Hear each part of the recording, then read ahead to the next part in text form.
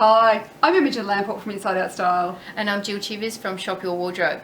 And today we're doing a really interesting video on how to wear colours that are not in your colour palette. So that there may not be your absolute best colours, but you either have to wear them or you want to wear them for some reason. And of course, there are people who have to wear uniforms to work. Medical industry, nurses and people who work in hospitals often have to wear uniforms. They have no choice about colours. Yeah, banking, another one.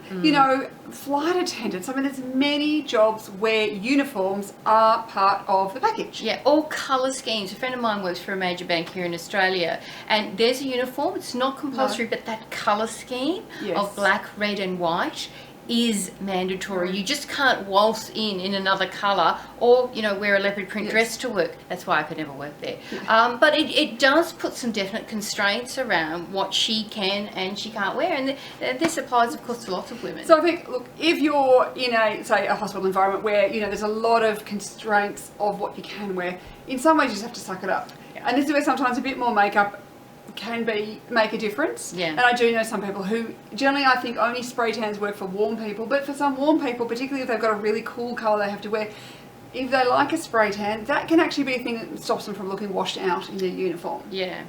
Beyond scrub, so if you are, say, either in a corporate environment or where you're wearing sort of more office attire, we came up with 3 suggestions that might help you if this applies to you. And the first one was about accessories and using accessories where they fit within guidelines if they exist, so that they help break the colour between the colour in your face if it's not the right colour, and add some personality and a bit of a lift. Yes. So if you can wear maybe, rather than buttoned right up to your neck, slightly lower neckline, and then an accessory in a good colour that suits you, that can just give you, a little bit more, because the colour's not reflecting as badly when it's a bit lower, and a little bit more life and a little bit more interest and vibrancy. Yeah, absolutely. And the second one was what Imogen just said, is if there is a choice in neckline, so rather than wear the shell neckline that's right up here, wearing, the button-up one or the V-neck one. That's a bit lower. And then our third tip is, it's wear a little bit more makeup. This is where sometimes when you hear, darling, that'll work if you just put on a bright lippy. That is retail code for that doesn't work for you, that colour. So next time you're in retail and you're trying on something and they just tell you need a bright lippy to work it, not the right colour, put it back. You have that choice. Absolutely. But if it will help to make a colour that really doesn't work in a uniform work for you. Sometimes, yes, wearing that brighter lippy. Unless like you need a blood transfusion, which is always a good touchstone. If I look like I need a blood transfusion, wrong colour. Wrong colour. So try not to overall buy the wrong colour. But say Jill found this beautiful turquoise and cobalt necklace. And I did find it having been Imogen's neck wardrobe, wall of necklaces. No, she goes, well, I love that, I wear that, but I don't like that blue.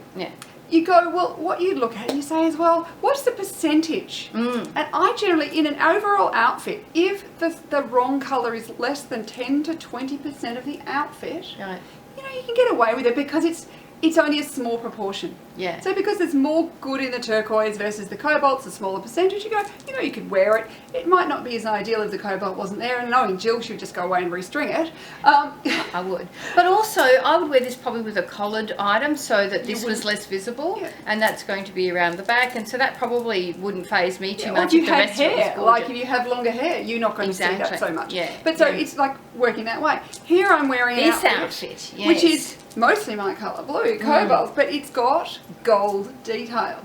Beautiful fabric. Which is beautiful. And it's, a piece of Indian sari fabric, but it is one of those things. And in fact, I'm wearing it with a gold necklace, which is not really me, but again, it's a small proportion. And the gold of the necklace works. If I suddenly put silver on with it, you just go, it doesn't work. I need to have that gold element with it.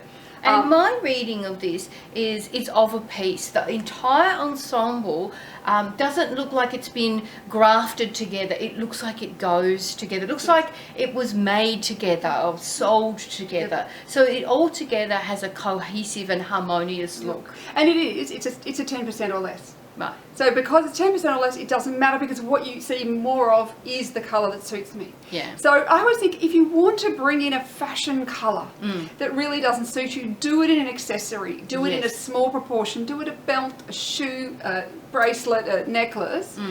don't go buy a top in it. Yeah. Because it's or just a jacket. Or a jacket, because that's too large a percentage. And too close to your But face if it's as in well. a pattern and it's just a small proportion, Yeah. like if in this pattern there was a touch of hot pink, it really wouldn't matter too much because the majority of it is Jill's colours. Yeah. So I would think, as long as you look at it and it goes less than 20%, ideally 10% or less of the whole outfit, it's fine. And I do have a duster that is orange and it has hot pink through it and it has a bit of this beautiful wasabi green in it. And I wear it with orange or wasabi green and the pink kind of just disappears a little bit. Because you're not doing, because it's not the dominant colour. Yeah, absolutely. So hopefully we've helped you get some ideas of how you can, if you really want to, add some elements of colour in that really aren't within your palette or your scheme.